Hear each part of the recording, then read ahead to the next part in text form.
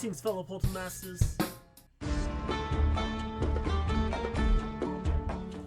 Greetings, fellow Poltermasters. I am Crash Rowsell. It's once again time to crash the Skylanders with this another top 4 video.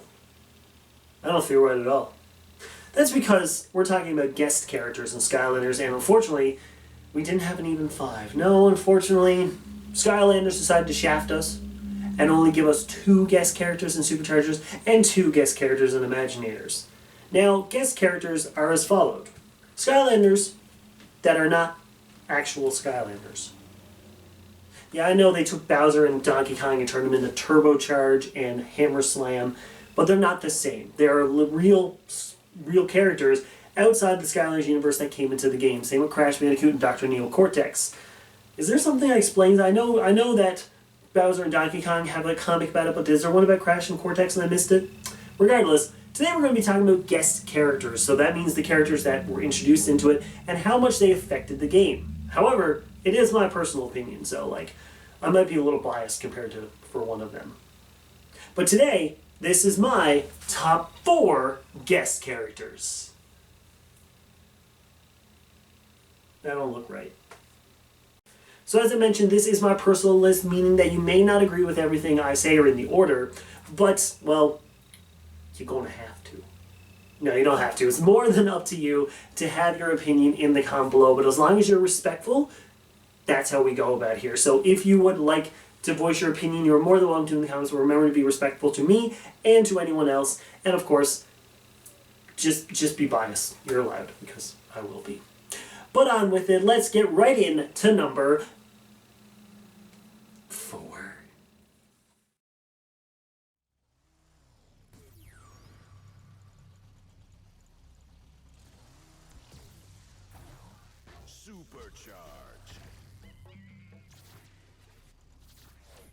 When they revamp a character in any game, it can have its flaws, either they being good or bad. When I saw Donkey Kong being added to Superchargers on the Wii copies, originally I was excited, but once I saw how revamped he was, I wasn't too sure how well it would turn out.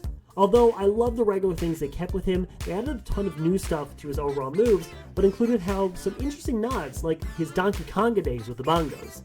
I do like how they added Diddy Kong for a nice reference though, and I very much enjoyed the time in On Half Hour with him, but I can see how they could have stayed Classic or amped him up.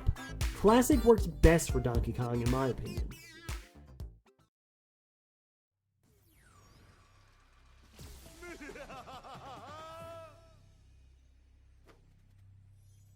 One of the reasons Dr. Neo Cortex can't be higher is because of how the Skylanders team made him a sorcerer, while he's clearly holding a shotgun. However, the upside is how much they nailed the overall look and moves of Cortex when it comes down to all of his time during the Crash games. The fun part is how much I wanted to play as Cortex, as I never got the chance to play with him in any other Crash games, as I only ever played the first 3 as I missed on the other consoles. Looking back, if they were any close to how Cortex is in Imaginators, I would have had a great time playing as him in those.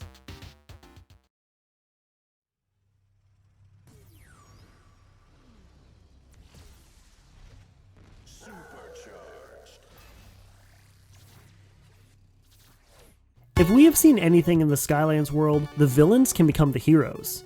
If you've ever seen a Mario game, you know Bowser is the big bad, yet he still went golfing, go-karting, and attending the occasional party with the Mario crew. This makes sense when he shows up in Skylanders to help the heroes save the day. However, just the story of him showing up isn't enough to make him enjoyable, as his moveset is next to perfect for who he is and how he acts. Mixing his flame breath and using his minions to his advantage, it's easy to get sucked in by Bowser and then love everything he does. Now I feel bad beating him up in any Mario game. Well, I mean, I still beat up Chaos, with Chaos as the character, so I'm one to talk.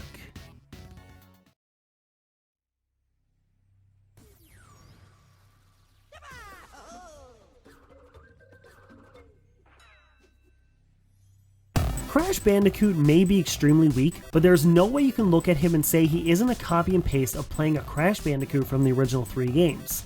Every single thing this character does in Skylanders is like I'm playing a more open version of the original Crash games with new enemies to fight. Not even taking into account of the amazing level you unlock with him, which is just an upgrade graphics of the original games, the fact that you get extra lives and his spin move is perfectly nailed to him makes him the best guest character. Looking at how weak he is, it makes sense that he has so many lives, but it also makes sense because in the original games, he can get killed in one hit if you don't have an Aku Aku mask. The Skylanders devs did the remaster for the Crash games, so they knew exactly how to implement Crash into Skylands, and minus Skylanders Academy, they did it pretty dang perfectly. And there we go, my top 4, which still doesn't seem right, guest stars in Skylanders. I hope you guys enjoyed this video. Let me know in the comments below your favorite guest character. And hey, I probably already got the video up by now, maybe. But let me know what Skylander you'd like to see as a guest character. Another Nintendo game or another PlayStation exclusive. Nathan Drake in Skylands. I would see it. Sully, actually, I want to see Sully. But Mark Wahlberg in Uncharted movies, Sully in Skylanders. But he's playing the character from Daddy's Home. But he's Sully in Skylanders. I don't know. I want to see Mark Wahlberg in Skylanders, please.